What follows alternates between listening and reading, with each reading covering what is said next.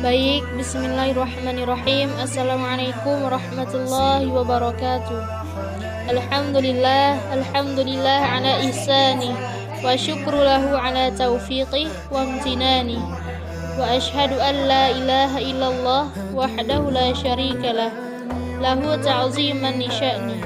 Wa ashhadu anna Muhammadan abduhu wa rasuluh ad-da'i ila ridwani sallallahu alaihi wa ala alihi wa sahbihi wa ikhwanihi wa sallama tasliman katsiran.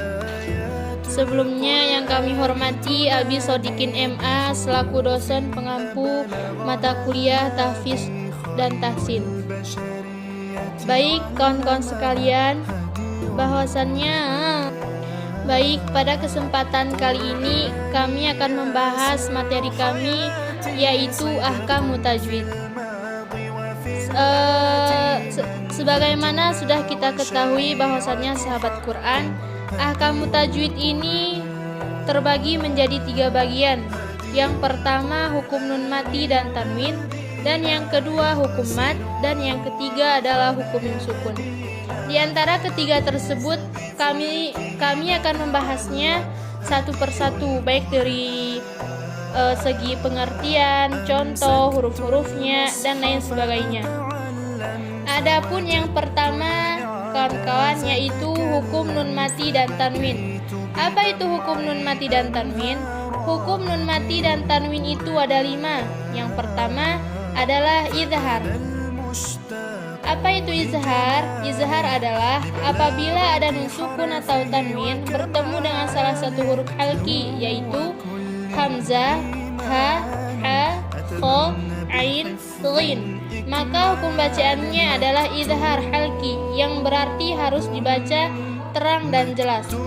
Seperti lafaz contoh yang akan kami bacakan. Bismillahirrahmanirrahim.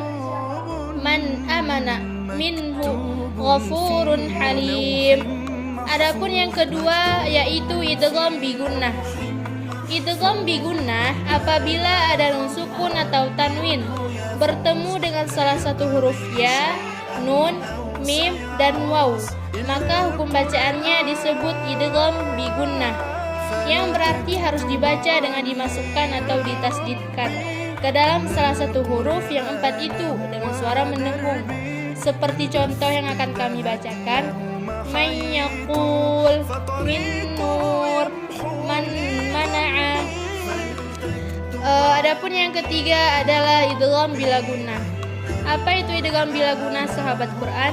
Idgham bila gunnah adalah apabila ada nun sukun dan tanwin bertemu dengan salah satu huruf lam dan ro, maka hukum bacaannya adalah idgham bila gunnah, yang membacanya dengan cara memasukkan dengan tanpa dengung. Seperti contoh yang akan kami bacakan, mir rabbihim malam. Adapun yang keempat yaitu iqlab. Iqlab adalah apabila ada nun sukun atau tanwin bertemu dengan huruf ba, maka hukum bacaannya adalah iqlab, yang membacanya dengan cara huruf nun dan tanwin itu dibalik atau ditukar menjadi suara mim. Seperti contoh yang akan kami bacakan, Sami'um basir kiramim bararah. Adapun yang kelima yaitu ikhfa hakiki. Apa itu ikhfa hakiki? Ikhfa hakiki adalah apabila ada nun sukun atau tanwin bertemu dengan huruf yang 15. Adalah hukum bacaannya adalah ikhfa hakiki, yang cara membacanya adalah samar-samar antara idgham dan izhar. Adapun huruf ikhfa yang akan kami bacakan diantaranya ta, ja, da, za, sa, shin, so, do, to, zo, fa, qaf, kaf. Adapun contohnya yaitu lafaz milju', milkum, anfusakum. Nah, dari kelima pembagian tersebut, maka pembagian pertama daripada hukum nun mati dan tanwin itu kami sudah menjelaskannya satu persatu, baik dari pembagiannya, contohnya, pengertiannya. Baik, kita akan membahas pembagian yang kedua, yaitu hukum mat. Hukum mat adalah artinya panjang, sedangkan dalam pengertian ilmu tajwid, mat adalah memanjangkan bunyi huruf hijaiyah karena adanya pertemuan antara huruf hijaiyah yang berharokat fathah bertemu dengan alif mati, huruf hijaiyah berharokat dhammah bertemu dengan waw mati, dan huruf hijaiyah berharokat kasrah bertemu huruf ya mati. Huruf mat ada 3, yaitu alif, waw, dan ya. Pembagian mat secara garis besar bacaannya mat dibagi menjadi 2. Yang pertama mat tabi'i dan yang kedua mat far'i. Yang pertama mat tabi'i atau mat asli. Mat tabi'i adalah bacaan huruf hijaiyah yang dipanjangkan secara biasa atau sering disebut mat pokok atau mat asli. Cara membacanya yaitu dipanjangkan 1 alif atau 2 harokat, disebut mat tabi'i apabila terdapat hal-hal yang berikut. Yang pertama, jika ada alif jatuh sesudah harokat fathah, contohnya sa, ma, na, wa, ha. Dan yang kedua, jika ada waw jatuh sesudah harokat dhammah, contohnya su, mu, nu, hu. Adapun yang ketiga, jika ada ya jatuh sesudah harokat kasrah, contohnya si, mi, ni, wi, hi. Adapun yang kedua adalah mat far'i atau cabang dan turunan. Apa itu mat far'i? Mat far'i adalah semua mat selain mat tabi'i, karena bersumber dari mat tabi'i maka disebut mat far'i yang mempunyai arti mat, cabang atau turunan. Mat far'i ini ada 14 macam, yaitu yang pertama mat wajib muttasil. Mat wajib muttasil adalah bacaan mat tabi'i yang bertemu dengan huruf hamzah dalam satu kata. Panjang bacaannya yaitu 3 alif atau 6 harokat, contohnya wassama, unafa. Adapun yang kedua mat jaiz munfasil. Mat jaiz munfasil adalah bacaan mat tabi'i yang bertemu dengan huruf hamzah tetapi tidak dalam satu kata. Adapun panjang bacaannya yaitu 2,5 alif atau 5 harokat. Contohnya ya ayyuhalladzi wa ma adrak inna a'tainak. Adapun yang ketiga adalah mat aridilis sukun. Mat aridilis sukun adalah jika ada bacaan mat tabi'i bertemu dengan huruf hijaiyah hidup yang dibaca mati tanda waqaf.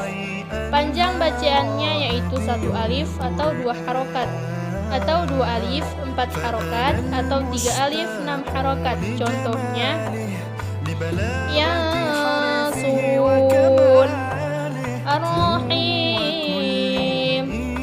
Adapun yang keempat adalah mat badal. Mat badal adalah apabila ada 2 buah huruf hamzah dan huruf hamzah yang pertama berharokat sedangkan huruf hamzah yang kedua disukun atau mati, maka hamzah yang kedua diganti dengan yang pertama alif jika hamzah yang pertama berharokat fathah, yang kedua waw jika hamzah yang pertama berharokat kasrah, dan yang ketiga ya jika hamzah yang pertama berharokat dhammah. Adapun panjang bacaannya yaitu 1 alif atau 2 harokat. Contohnya yang akan kami bacakan Adama. Sebelumnya kalimat Adama ini dibaca dengan bacaan Adama karena dia dibadal atau diganti menjadi Adama. Yang keenam adalah mat iwad. Mat iwad adalah apabila ada huruf hijaiyah yang berharakat fathah tanwin yang dibaca waqaf di akhir kalimat. Panjang bacaannya 1 alif atau 2 harokat. Contohnya ghafuran rahima sami'an basira. Adapun yang ketujuh adalah mat layyin. Mad layyin adalah apabila ada salah satu huruf hijaiyah yang berharakat fathah sebelum waw sukun atau ya sukun. Contoh bacaannya la roiba, laila, al-yaum. Adapun yang kedelapan, mad ladzi muthaqal harfi.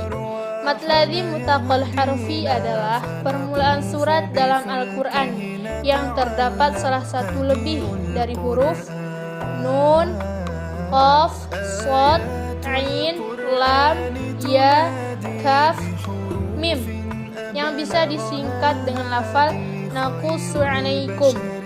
Adapun panjang bacaannya yaitu 3 alif atau 6 harokat. Mad ini juga bisa disebut dengan mad ladzi harfi musyabbah. Contohnya alif lam mim nun. Adapun yang kedelapan adalah mad ladzi mukhaffaf harfi. Apa itu mad ladzi mukhaffaf harfi? Mad ladzi mukhaffaf harfi adalah permulaan surat dalam Al-Qur'an yang terdapat satu atau lebih dari huruf ha, ya, to, ha, dan ro. Adapun panjang bacaannya yaitu 1 alif 2 harokat. Contohnya Yasin, alif lam ro. Adapun yang kesembilan adalah mad ladzi muthaqal kilmi. Mad ladzi muthaqal kilmi adalah apabila ada mad tabi'i bertemu dengan huruf hijaiyah yang bertasydid dalam satu kata. Panjang bacaannya yaitu 3 alif atau 6 harokat. Contohnya waladdallin, as-sakhah. Adapun yang ke-10 yaitu mad ladzi Adapun yang ke-11 adalah mad tamkin. Mad tamkin adalah apabila ada huruf yang bertasydid dan berharokat kasrah bertemu dengan sukun. Panjang bacaannya yaitu 1 alif atau 2 harokat. Dan penempatan bacaannya pada tasydid diserta pada mad tabi'inya. Contohnya seperti lafaz yang akan kami bacakan, Inniyin. Adapun yang ke-12 adalah mad farqi. Mad farqi adalah bacaan panjang yang membedakan antara pertanyaan atau bukan. Seperti contoh yang akan kami bacakan lafaznya, Qulillahu adzana lakum. Adapun yang ke-13 yaitu maksilah qasirah. Maksilah qasirah adalah apabila ada kata ganti ha dhamir yang didahului dengan huruf yang berharakat fathah. Adapun panjang bacaannya yaitu 1 alif 2 harokat. Contohnya lahu ma fis samawat innahu kana. Adapun yang ke-14 atau yang terakhir yaitu matsilah cawilah. Maksilah cawilah adalah apabila ada maksilah qasirah yang bertemu dengan hamzah. Adapun panjang bacaannya yaitu 2,5 alif atau 5 harokat. Contohnya seperti lafaz yang akan kami bacakan, maluhu akhladah lahu illa bima syaa. Adapun pembagian yang ketiga yaitu hukum mim sukun. Apa itu hukum mim sukun? Mim sukun adalah apabila bertemu dengan salah satu huruf hijaiyah yang memiliki 3 hukum bacaan yaitu ikhfa syafawi, idgham mimi, dan idhar syafawi. Yang pertama ikhfa syafawi. Apa itu ikhfa syafawi? Ikhfa syafawi adalah menyembunyikan atau menyamarkan huruf mim. Hukum bacaannya disebut ikhfa syafawi apabila mim sukun bertemu dengan huruf ba. Maka cara membacanya harus dibunyikan samar-samar di bibir dan didengungkan. Contohnya tarmihim bihijarah. Adapun yang kedua idgham mimi. Apa itu idgham mimi? Idgham mimi adalah hukum bacaan disebut idgham mimi apabila mim sukun bertemu dengan huruf mim. Maka cara membacanya adalah seperti menyuarakan mim rangkap atau ditasydidkan dan wajib dibaca dengung. Idgham mimi disebut idgham mislain atau idgham mutamatsilain. Idgham yang hurufnya serupa atau sejenis. Contohnya, lahum ma yasha'un lakum ma fil ard. Adapun yang ketiga yaitu idhar syafawi. Apa itu idhar syafawi? Idhar syafawi adalah hukum bacaan idhar syafawi. Apabila mim sukun bertemu dengan salah satu huruf hijaiyah selain huruf mim dan ba, maka cara membacanya bunyi mim disuarakan dengan terang dan jelas tanpa berdengung di bibir dengan mulut tertutup. Contohnya, fi darakum. Adapun yang keempat yaitu tasydid. Tasydid adalah tanda baca harokat yang berbentuk kepala dari huruf shin atau mirip seperti huruf waw. Tasydid adalah simbol penekanan pada suatu konsonan ganda atau suatu tanda baca yang terjadi karena pertemuan pengulangan dari sebuah huruf yang sama. Panjang bacaannya untuk huruf bertasydid umum adalah 1 alif atau 2 harokat. Namun dapat dibaca lebih panjang lagi seperti tasydid yang ada di dalam hukum gunnah musyaddadah, dan akan lebih tebal atau panjang pantulannya ketika masuk ke dalam hukum qalqalah kubra atau qalqalah yang berhenti karena waqaf. Adapun yang kelima adalah hukum gunnah. Apa itu hukum gunnah? Hukum gunnah menurut lughah adalah dengung atau mendengung, sedangkan pengertian gunnah yaitu suara yang nyaring atau jelas yang keluar dari lubang hidung dengan tidak menggunakan lidah ketika mengucapkannya. Gunnah terbagi menjadi 2 bagian. Yang pertama, gunnah asliyah.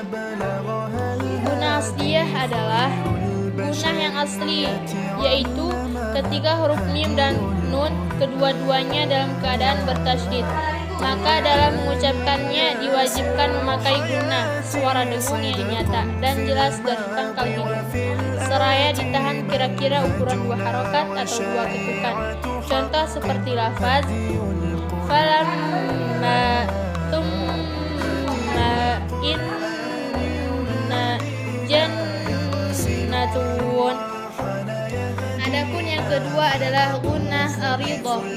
Gunnah aridhah yaitu artinya gunnah yang baru, yaitu gunnah yang ada pada hukum idgham bi gunnah, idgham mimi, ikhfa aqrab, awsat ab'ad, ikhfa syafawi dan iqlab. Contohnya seperti lafaz may yaqul lahum ma min qablik hum min dzalik min ba'di.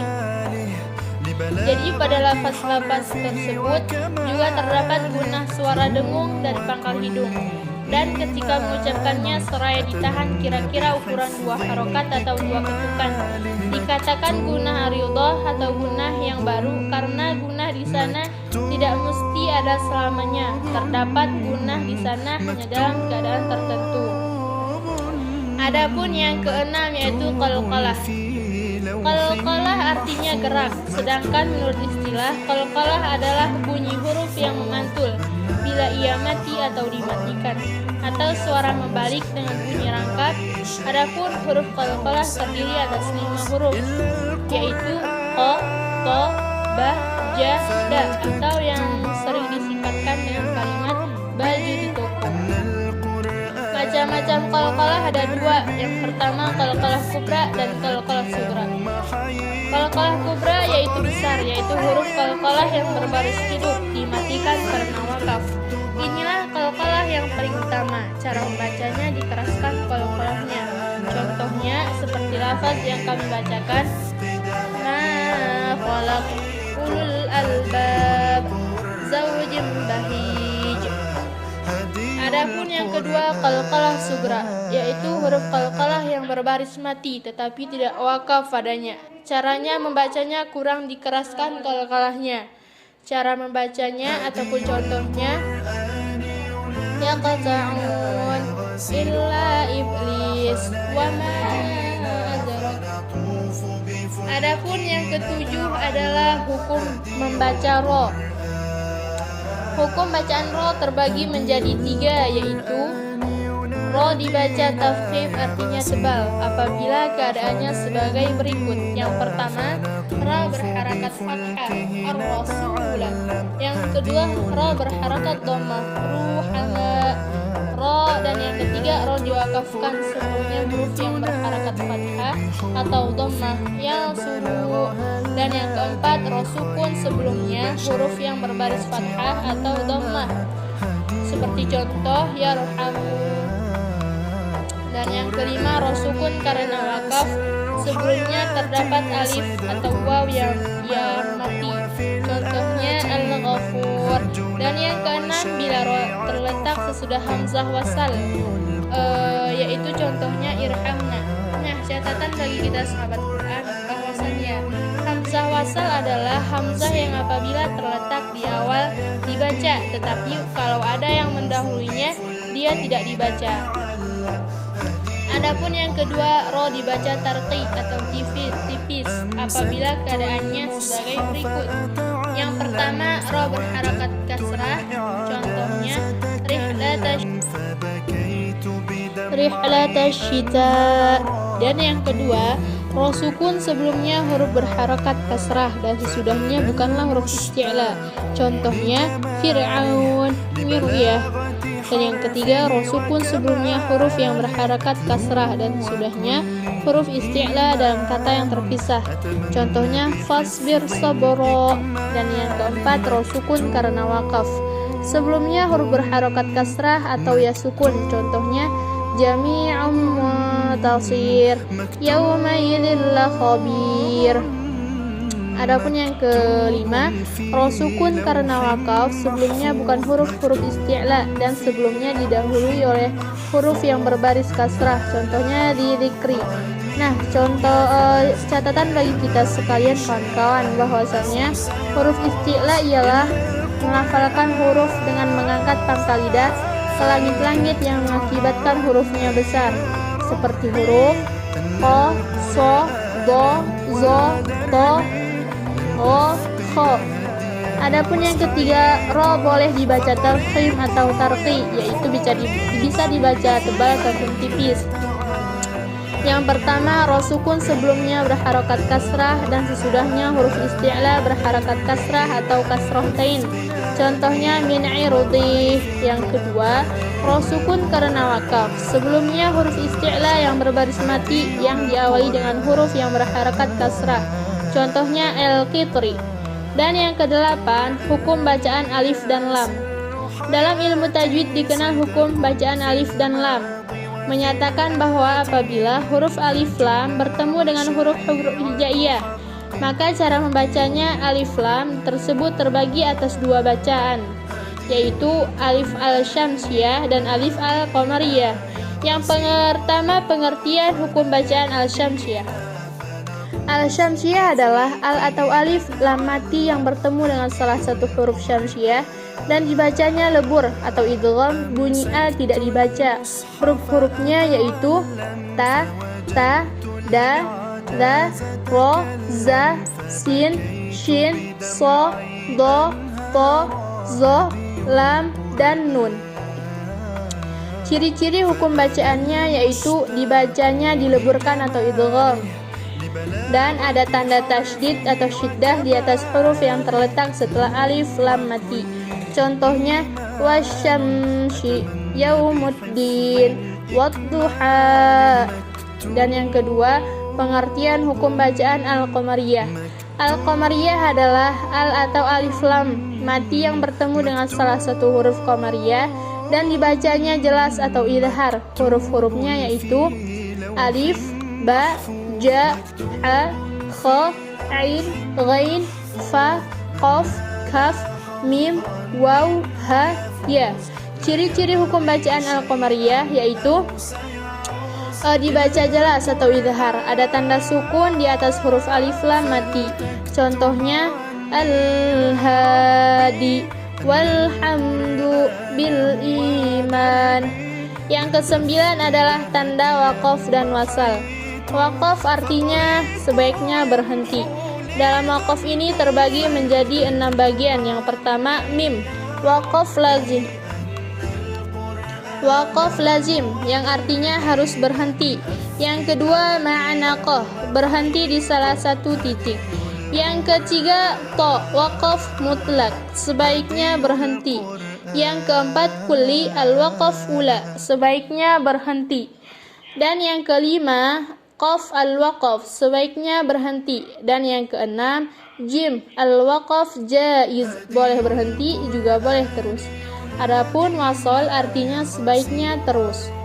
Di dalam wasol ini ada 5 pembagian. Yang pertama, lam al-waqaf mamnu', sebaiknya terus. Shalla al-wasal ula, sebaiknya terus. Za majuzul al-waqaf, sebaiknya terus. Yang keempat, so mirkhasul waqaf, sebaiknya terus. Yang kelima ataupun yang terakhir, qila huwa waqaf, sebaiknya terus. Nah, kawan-kawan sekalian, maka habislah sudah pembahasan kami pada saat ini, yaitu dari materi ahkamut tajwid. Daripada materi itu dan pembahasan tadi sudah kita dengar dan simak, kawan-kawan sekalian, bahwasannya bisa kita ambil intisarinya. Ringan-ringankanlah mulut kita untuk membaca Al-Quran. Dengan apa supaya mulut kita ringan membaca Al-Quran? Terlebih dahulu kita pelajari yaitu ahkamut tajwid. Dengan kita mempelajari hukum ahkamut tajwid, maka semakin lancar dan ringanlah mulut kita dalam melafalkan ayat-ayat di dalam Al-Quran. Maka demikianlah pembahasan kami pada kali ini. Mungkin cukup sekian. Syukran katsiran ila ihtimamikuna. Billahi taufiq wal hidayah. Wassalamualaikum warahmatullahi wabarakatuh.